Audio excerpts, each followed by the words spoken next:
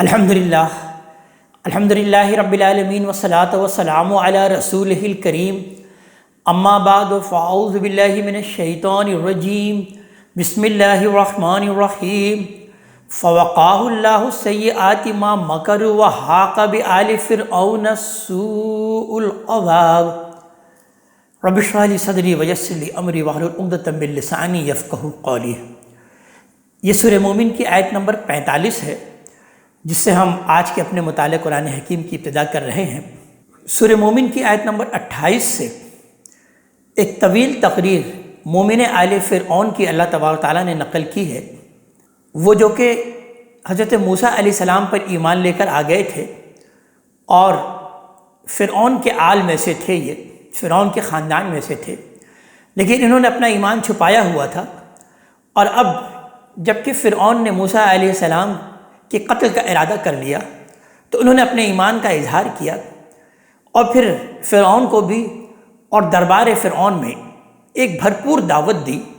توحید کی بھی اور حضرت موسیٰ علیہ السلام پر ایمان لانے کی بھی۔ یہ ایک طویل تقریر ہے جو کہ اللہ تبارک و تعالیٰ نے اس صورت میں نقل کی ہے، اور اگر دیکھا جائے تو اللہ تعالیٰ نے کسی نبی کی، کسی رسول کی اتنی طویل تقریر قرآن حکیم میں کہیں نقل نہیں کی جتنی کہ اس ہستی کی، اس شخص کی اللہ تبارک و تعالیٰ نے نقل کی،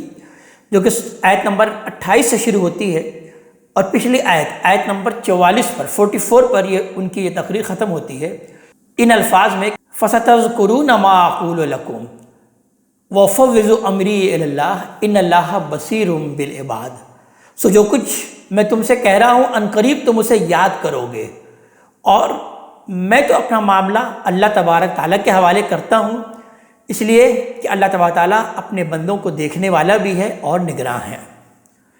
اس کے بعد اللہ تعالیٰ نے اس پر تبصرہ کیا اور ارشاد ہوا آیت نمبر 45 میں کہ فوقاہ اللہ سیئات ما مکروا، لہذا اس کو تو یعنی ان مومن آل فرعون کو تو اللہ تبارک تعالیٰ نے ان کی تدبیروں کے شر سے بچا لیا ہے، یعنی فرعون کی تدبیروں کے شر سے اللہ تبارک تعالیٰ نے ان مومن آل فرعون کو بچا لیا۔ اور اس سے یہ بھی معلوم ہوتا ہے کہ ان کی اس تقریر کے بعد فرعون اور اس کے اعیان ان کے خلاف طرح طرح کی سازشوں میں لگ گئے کہ کسی طرح وہ اپنے موقف سے دستبردار ہو کر واپس اپنے باپ دادا کے دین پر آ جائیں، یعنی فرعون کے دین پر آ جائیں، لیکن اللہ تعالیٰ نے ان کی حفاظت فرمائی اور وہ ان کو کوئی غضب نہ پہنچا سکے۔ وَحَاقَ بِآلِ فِرْعَوْنَ سُوءُ الْعَذَابِ، مگر فرعون والوں کو اس کے بعد برے عذاب نے گھیر لیا۔ اللہ تعالیٰ نے ان کو تو بچا لیا، لیکن آل فرعون کو اللہ تبارک تعالیٰ نے پھر ایک برے عذاب میں مبتلا کیا، یعنی پہلے غرقابی یعنی وہ غرق ہوئے، اور اس کے بعد برزخ کی اذیت، جس کی طرف ابھی آگے اشارہ کیا جا رہا ہے کہ اس عذاب میں اللہ تعالیٰ نے مبتلا کیا۔ ارشاد ہوتا ہے کہ النار یعرضون علیہا غدوا وعشیا، دوزخ کی آگ کہ جس پر وہ صبح و شام پیش کیے جاتے ہیں۔ اس سے معلوم ہوا کہ جن لوگوں کا معاملہ ایسا واضح ہو جیسا کہ فرعونیوں کا تھا،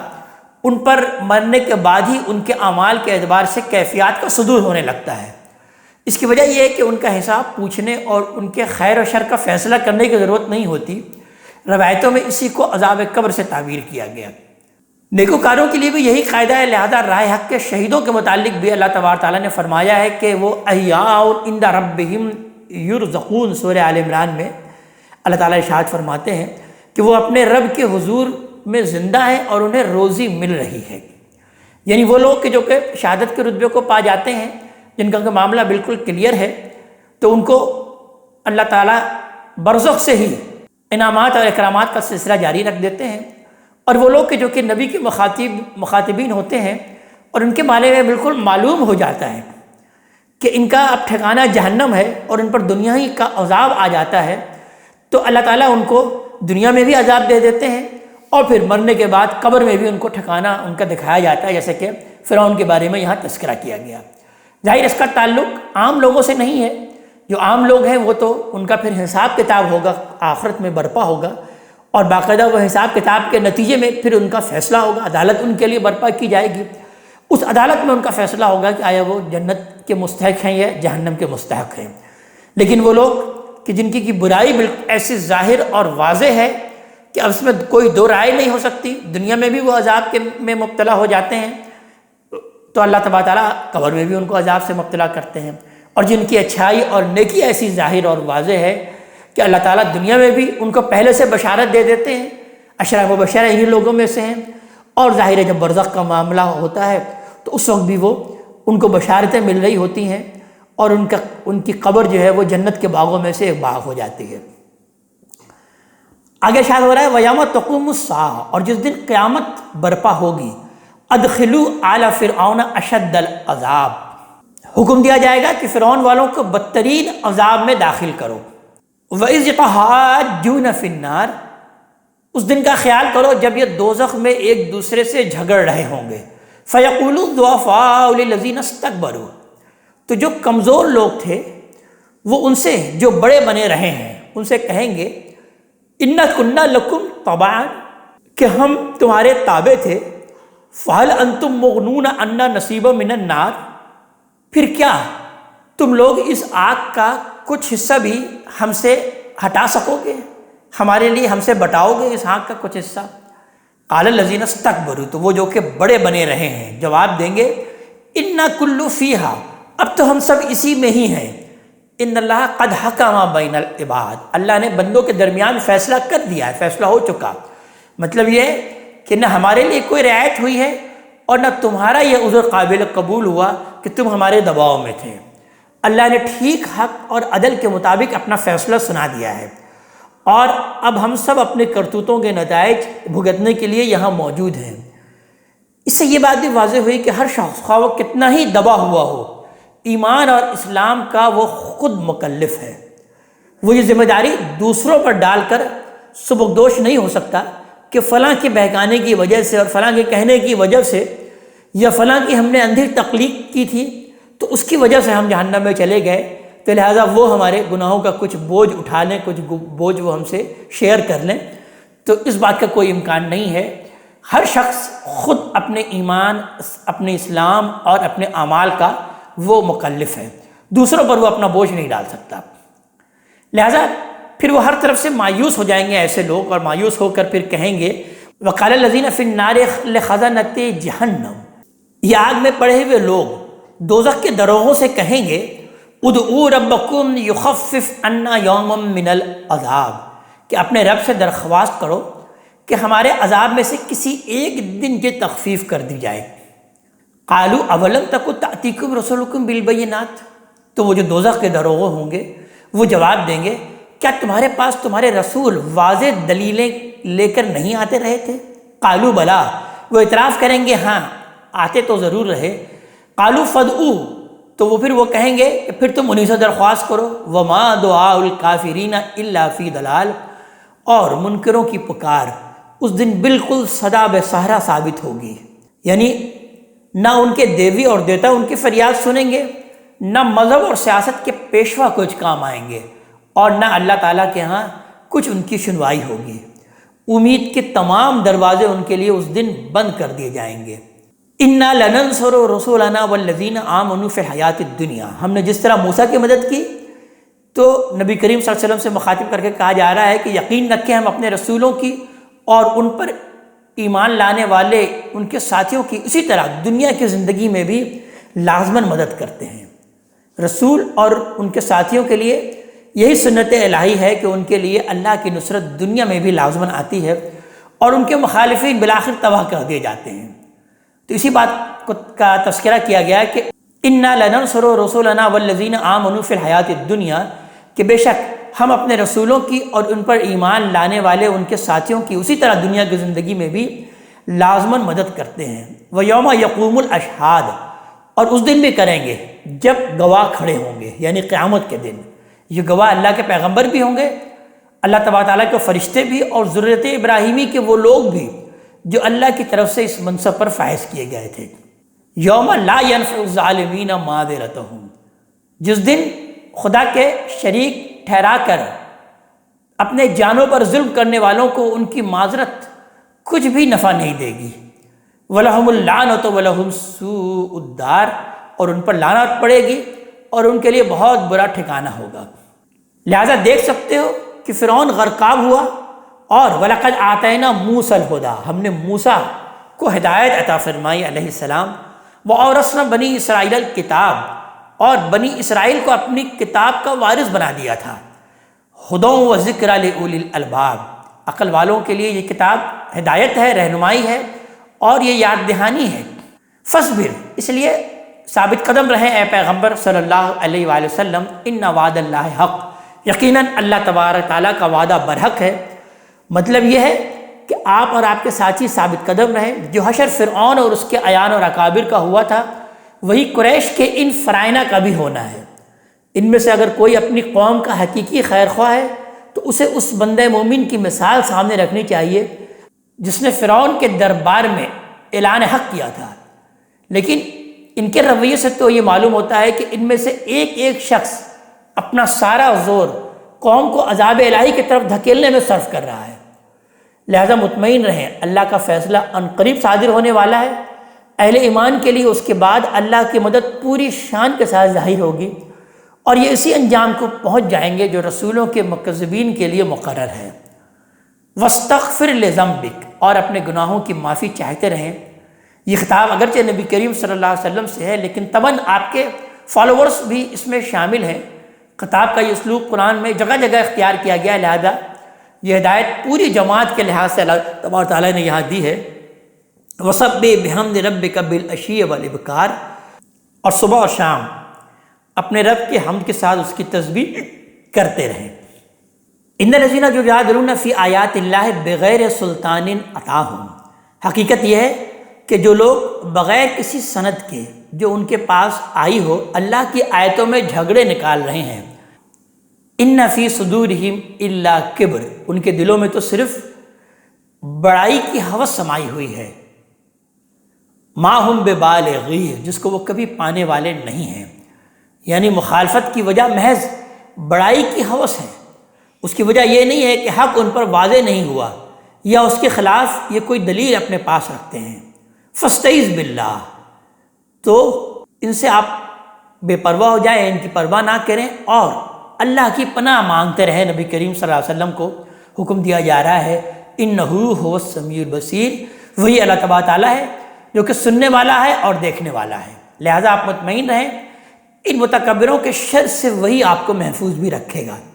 انہیں تعجب ہے کہ لوگ مرنے کے بعد کس طرح اٹھائے جائیں گے۔ لخلق السماوات والارض اکبر من خلق الناس، واقعہ یہ ہے کہ زمین اور آسمانوں کو پیدا کرنا انسانوں کو پیدا کرنے سے زیادہ مشکل ہے۔ ولکن اکثر الناس لا یعلمون، لیکن اکثر لوگ جانتے نہیں ہیں۔ پھر ان کا خیال یہ ہے کہ سب مر کر مٹی ہو جائیں گے، ہرگز نہیں۔ وما یستوی الاعمی والبصیر، اندھے اور بینا کبھی بھی برابر نہیں ہو سکتے۔ والذین آمنوا وعملوا الصالحات ولا المسیء، اور نہ ایمان والے اور نہ نیکوکار اور جو برائی کرنے والے ہیں وہ کبھی برابر ہو سکتے ہیں۔ قلیلا ما تتذکرون، لوگوں تم بہت کم ہے کہ جو کہ نصیحت حاصل کرتے ہو، تم بہت کم ہے کہ جو کہ سوچتے ہو، یعنی ذرا سے بھی عقل اور فہم سے کام نہیں لیتے، ورنہ یہ حقائق ایسے نہیں تھے کہ سمجھ میں نہ آئے۔ ان الساعۃ لآتیہ، یہ بالکل قطعی ہے کہ قیامت آ کے رہے گی۔ لا ریب فیہا، اس میں کوئی شک نہیں ہے۔ ولکن اکثر الناس لا یعلمون، اکثر لوگ مان نہیں رہے ہیں۔ وقال ربکم ادعونی، اور تمہارا رب کہہ چکا ہے کہ مجھے پکارو۔ استجب لکم، میں تمہاری التجائیں قبول کروں گا۔ یہ بندگی کی دعوت کا انتہائی دل نواز اسلوب ہے کہ عالم کا رب انسان کو خود بلا رہا ہے کہ وہ اپنی حاجات اس کے سامنے پیش کرے۔ اس کے دروازے ہر شخص کے لیے کھلے ہوئے ہیں۔ اس کی بارگاہ تک رسائی کے لیے کسی وسیلے یا سفارش کی ضرورت نہیں ہے۔ اس کا ہر بندہ جب چاہے اور جہاں سے چاہے اس کے ساتھ براہ راست رابطہ پیدا کر سکتا ہے، اور جو کچھ مانگنا چاہے وہ اس سے مانگ سکتا ہے۔ اس نے اگر صحیح چیز صحیح طریقے سے اور صحیح وقت پر مانگی تو اس کا رب اسے ضرور عطا فرمائے گا، اور اگر کسی حکمت کے تحت مؤخر کر دے تو کسی دوسرے وقت میں وہ ضرور عطا کر دے گا۔ بندے کو چاہیے کہ وہ اللہ کے فیصلوں پر راضی رہے، اس سے مایوس ہو کر ابلیس کی طرح سرکشی اختیار نہ کر لے، اور نہ اس کا دروازہ چھوڑ کر دوسروں کے دروازے پر جائے، بلکہ زندگی کی آخری سانس تک اسی کی دہلیز پر وہ چمٹا رہے۔ ان الذین یستکبرون عن عبادتی، یہ حقیقت ہے کہ جو لوگ غرور کے مارے میری بندگی سے سرتابی کرتے ہیں سیدخلون جہنم داخرین، وہ ذلیل ہو کر عنقریب جہنم میں داخل ہوں گے۔ اللہ الذی جعل لکم اللیل لتسکنوا فیہ، لوگو اللہ ہی ہے جس نے رات کو تمہارے لیے تاریک بنایا تاکہ اس میں آرام کرو، والنہار مبصرا، اور دن کو روشن بنایا تاکہ اس میں کام کرو۔ ان اللہ لذو فضل علی الناس، حقیقت یہ ہے کہ اللہ لوگوں پر بڑا فضل فرمانے والا ہے، ولکن اکثر الناس لا یشکرون، مگر اکثر لوگ شکر گزار نہیں ہوتے، شکر نہیں کرتے۔ ذالکم اللہ ربکم، یہی اللہ تمہارا رب ہے، یعنی جس نے رات اور دن کا یہ الٹ پھیر پیدا کیا، پھر اس کے باوجود کہ یہ دونوں اپوزٹ تھے ان کے اندر ایسی سازگاری اور ہم آہنگی رکھ دی کہ دونوں مل کر انسان کی پرورش کرتے ہیں، اور اس طرح زبان حال سے یہ بتاتے ہیں کہ ہمارا خالق اللہ ہی ہے جو کہ تمہارا رب ہے۔ خالق کل شیء، ہر چیز کا وہ خالق ہے، لا الہ الا ہو، اس کے سوا کوئی معبود نہیں۔ فأنا تؤفکون، تو پھر کہاں سے اوندھے ہو جاتے ہو۔ کذالک یؤفک الذین کانوا بآیات اللہ یجحدون، اسی طرح وہ لوگ بھی اوندھے ہوتے رہے ہیں جو اللہ کی آیتوں کا انکار کرتے تھے، یعنی آپ سے پہلے جو لوگ گزرے ہیں ان کا تذکرہ کیا جا رہا ہے۔ اللہ الذی جعل لکم الارض قرارا والسماء بناء، اللہ ہی ہے جس نے زمین کو تمہارے لیے مستقر اور آسمان کو چھت بنایا،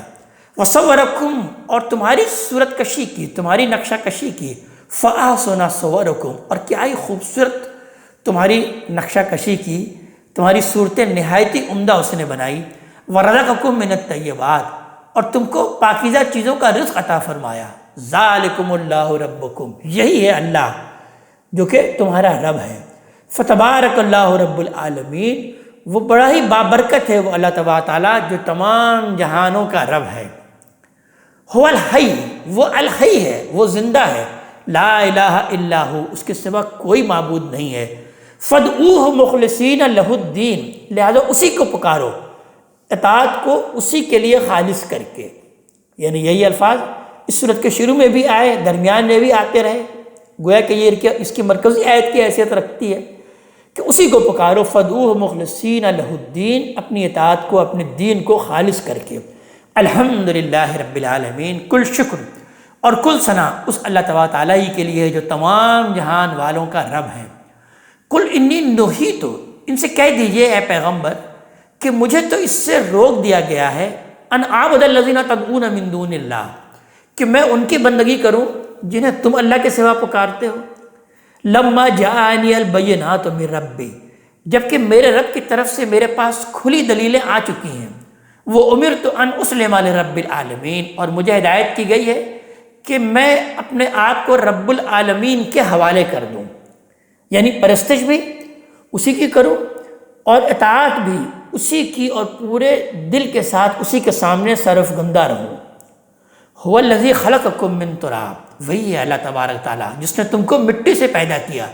ثم من نطفۃ، پھر نطفے سے، ثم من علقہ، پھر خون کے لوتھڑے سے، ثم یخرجکم طفلا، پھر تم کو وہ بچے کی صورت میں ماں کے پیٹ سے نکالتا ہے، ثم لتبلغوا اشدکم، پھر تم کو پروان چڑھاتا ہے کہ اپنی جوانی کو پہنچو، ثم لتکونوا شیوخا، پھر تم کو مہلت دیتا ہے کہ بڑھاپے کو پہنچ جاؤ، ومنکم من یتوفی من قبل، اور تم میں سے کوئی اس سے پہلے ہی مر جاتا ہے،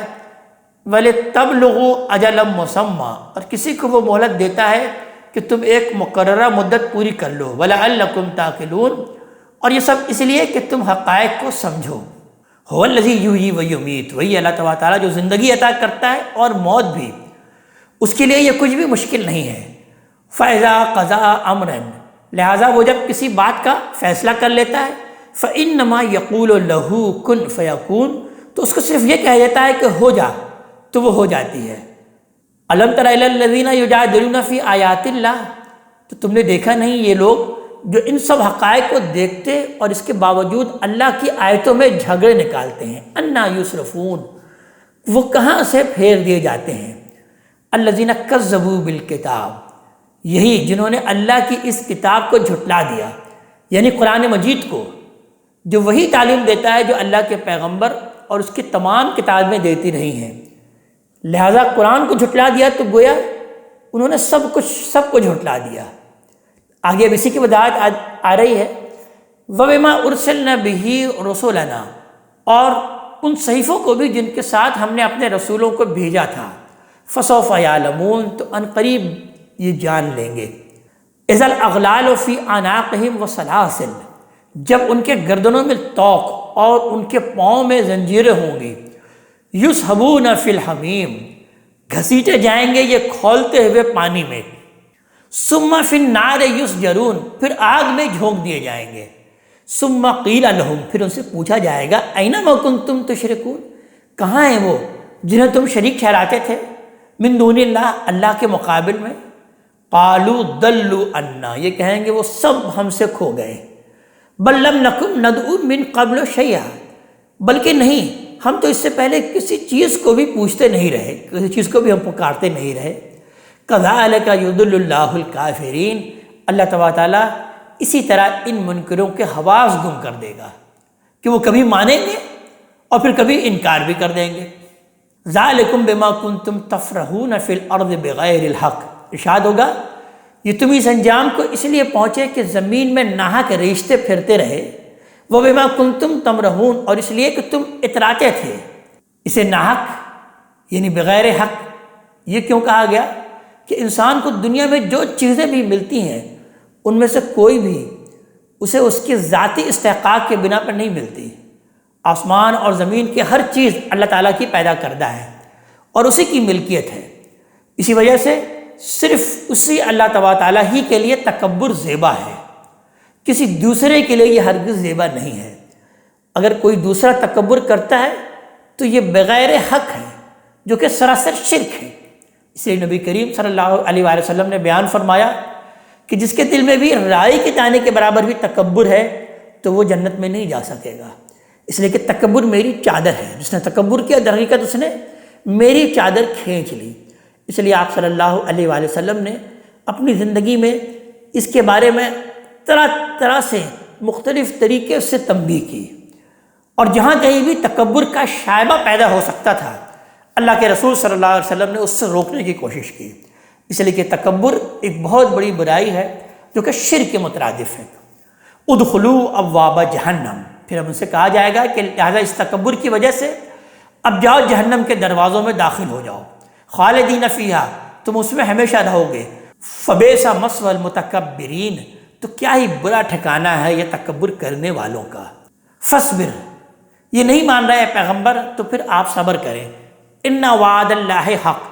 اس میں کچھ شک نہیں کہ اللہ تعالیٰ کا وعدہ برحق ہے،